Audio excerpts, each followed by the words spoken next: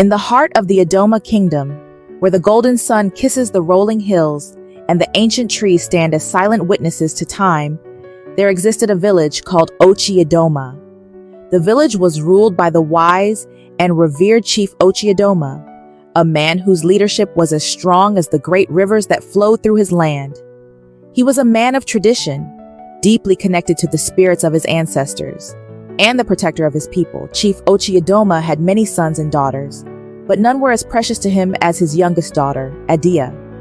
She was the last daughter of Och'Idoma, a name whispered with reverence and pride among the villagers.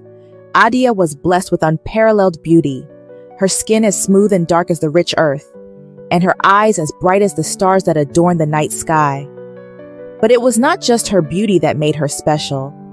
Adia was wise beyond her years, kind-hearted, and deeply rooted in the traditions of her people. Adia's heart, however, was not free to love whom she chose. For in her father's eyes, she was destined for a union that would strengthen the ties between their people and the neighboring clans. Suitors from far and wide came to seek her hand, bringing gifts of gold, cattle, and fine cloth.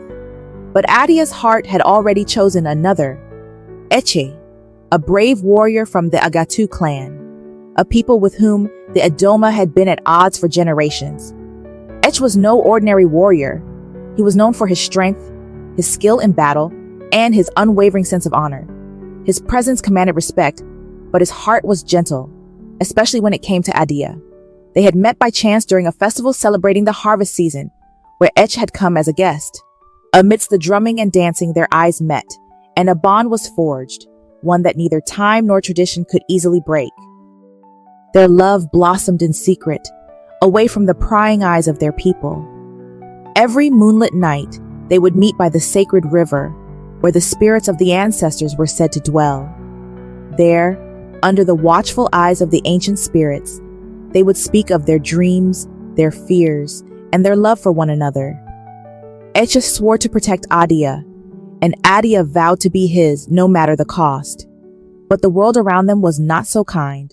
Word of their forbidden love began to spread like wildfire through the village. It wasn't long before Adia's elder brother, Idoko, learned of their secret. Idoko was a warrior like Eche, but unlike him, he was fiercely loyal to the traditions of the Idoma people. To him, the idea of his sister being with an Agatu man was the ultimate betrayal. One night, when the moon was full and the village was quiet, Idoko confronted Adia. His face was a mask of anger and disbelief as he demanded to know the truth. Adia, torn between her love for Eche and her loyalty to her family, confessed everything. She spoke of her love for Eche, of their secret meetings by the sacred river, and of her dream of a life together with him. But Idoko was unmoved. To him, this was not just about love. It was about honor, family, and tradition. Idoko's voice thundered through the night as he warned Adia of the consequences of her actions. He spoke of the wrath of the ancestors, of the dishonor she would bring upon their family, and of the inevitable bloodshed that would follow if she continued to defy tradition. Adia, with tears in her eyes, begged her brother to understand. She pleaded with him to see Eche as she did, not as an enemy, but as a man of honor and love.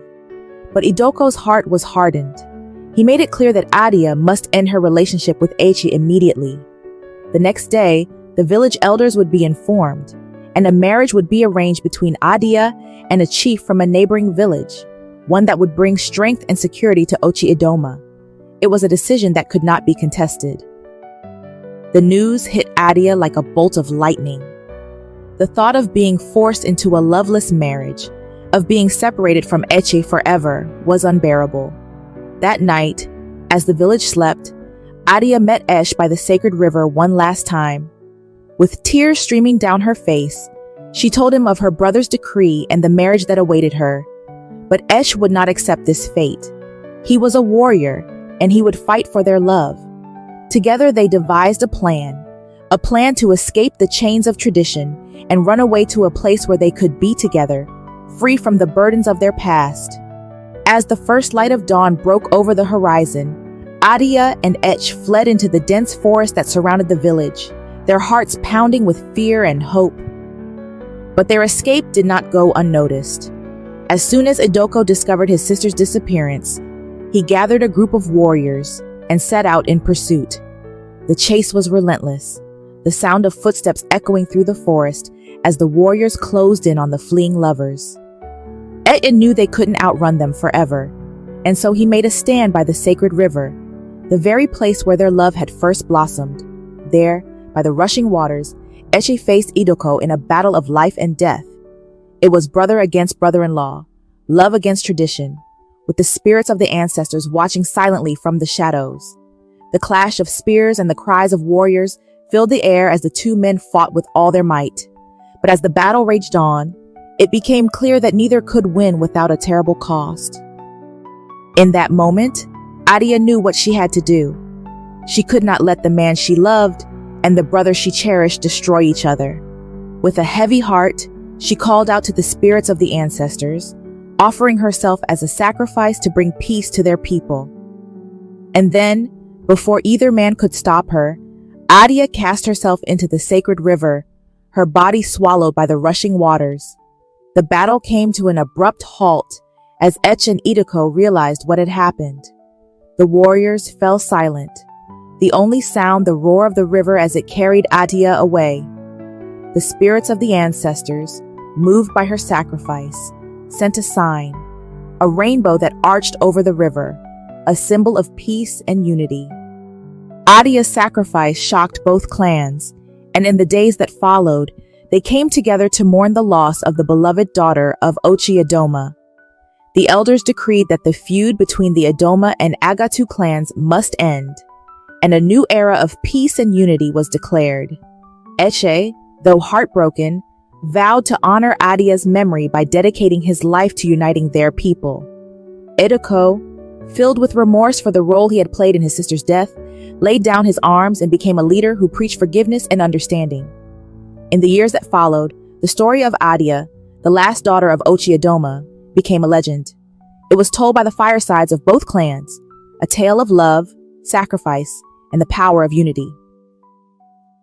The sacred river became a place of pilgrimage, where people from far and wide would come to pay their respects to the woman who gave her life to bring peace to her people. And so, the love of Adia, the last daughter of Och'Idoma, healed the wounds of two warring clans and brought them together in peace. Her legacy lived on, not just in the hearts of those who loved her, but in the very land she called home.